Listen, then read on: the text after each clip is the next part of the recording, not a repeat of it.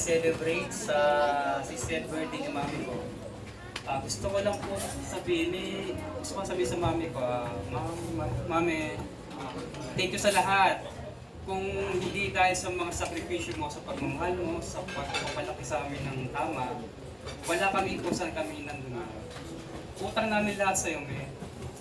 Gawin mo sa lahat ng pinagdaanan natin. Hindi ko akalain,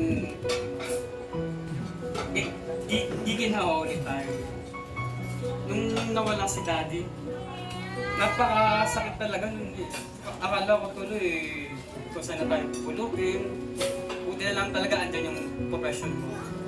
Kung hindi ka naging matatag, kung hindi ka isang guro, hindi ko alam kung saan kami tatlo pupulutin, baka hindi kami nakapagtapos.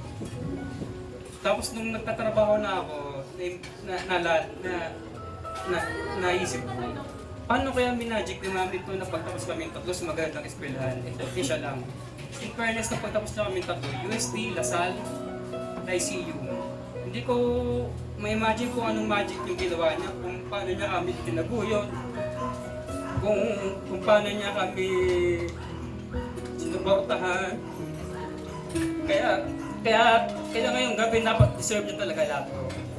Itong lahat ng blessings, itong party na to, hindi mo siya nagkaroon ng 7th birthday, 18th birthday. Ito namin yung bibo mo. Tapos ito, alam ko itong gift ko, magagamit mo talaga. Kasi alam ko mahilig ka mag-picture, lalo na nalalapit yung retirement mo. Talagang magagamit mo talaga. So, mo ito.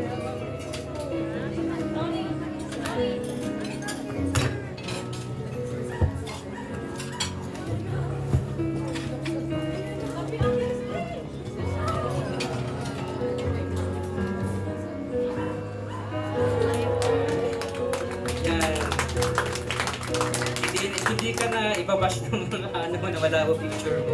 Silent ko na kape. Hi, Mami, I love you so much. Thank you for everything.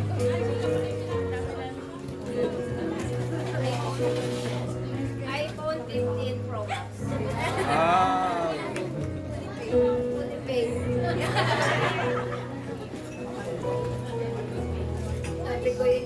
Lagi kong sabi, tama na lang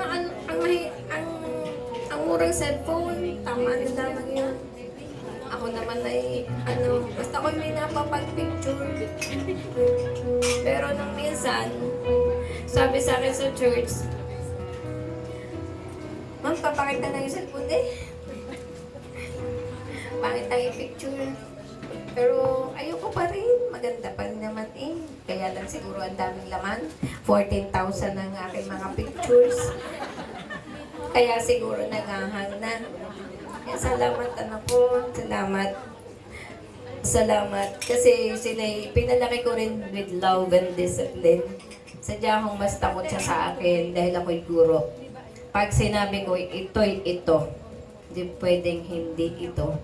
Yun ang sinasabi din ng mga gurong narinig ninyo. Ako ho ay sadya akong medyo mataray. Pero mataray na may pagmamahal. Thank you, anak. Thank you.